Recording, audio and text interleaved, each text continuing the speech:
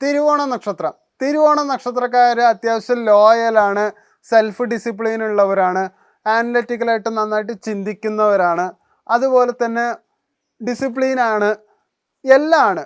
അതുകൊണ്ട് തന്നെ നിങ്ങൾക്ക് അത്യാവശ്യം സക്സസ്സും ഉണ്ടാവും.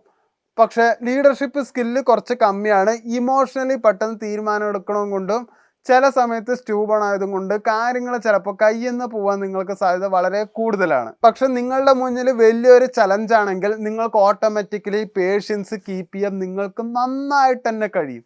അതുകൊണ്ട് അത് വലിയ പ്രശ്നമില്ല. ഇമോഷണൽ സ്റ്റെബിലിറ്റി നിങ്ങൾക്ക് കുറച്ച് കുറവാണ്, അത് മോഡറേറ്റ് ആണ്. അതുകൊണ്ട് ഓവർ തിങ്കിങ് പലപ്പോഴും ഉണ്ടാവാറുണ്ട്. അങ്ങനെ ഒരുപാട് ചിന്തിക്കേണ്ട ആവശ്യമൊന്നുമില്ല. പലപ്പോഴും നിങ്ങൾ ചിന്തിക്കാറില്ല, അത് വേറെ വിഷയം. പക്ഷെ ഒരുപാട് ചിന്തിക്കേണ്ട ആവശ്യമില്ല. അപ്സ് ആൻഡ് ഡൗൺസ് എപ്പോഴും ഉണ്ടാവും. എന്തായാലും ഫൈനലി എന്തായാലും സക്സസ് മാത്രമേ നിങ്ങളുടെ ലൈഫിൽ ഉണ്ടാവുള്ളൂ. ഈ കഴിഞ്ഞ സെപ്റ്റംബർ മാസത്തിൽ വർക്ക് ലോഡ് കുറച്ച് മോഡറേറ്റ് ആയിരിക്കും.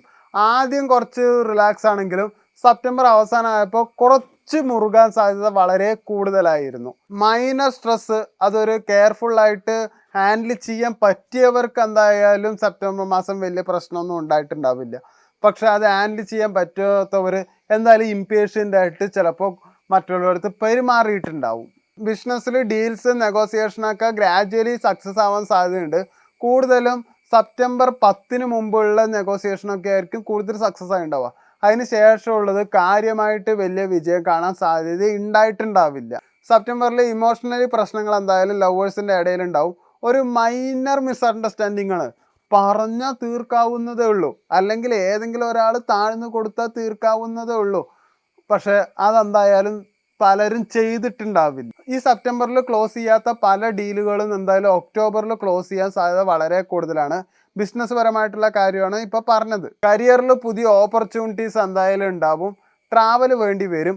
നിങ്ങൾക്ക് പറ്റുന്നതാണെങ്കിൽ മാത്രം ട്രാവൽ ചെയ്യുക, ഇല്ലെങ്കിൽ ട്രാവൽ ചെയ്യാതിരിക്കുന്നതായിരിക്കും നല്ലത്. മാരീഡ് ലൈഫിലാണെങ്കിൽ ട്രസ്റ്റ് ആൻഡ് അണ്ടർസ്റ്റാൻഡിങ്സ് എന്തായാലും ഉണ്ടാവാൻ സാധ്യതയുണ്ട്. പക്ഷേ നിങ്ങൾ പേഷ്യൻസ് കാണിക്കും. പക്ഷെ നിങ്ങളുടെ പാർട്ട്നേഴ്സ് പേഷ്യൻസ് കാണിക്കുക. നിങ്ങൾ അവരോട് ഒന്ന് താഴ്മയായിട്ട് 1-2 തവണ നിങ്ങൾക്ക് ചോദിക്കാം.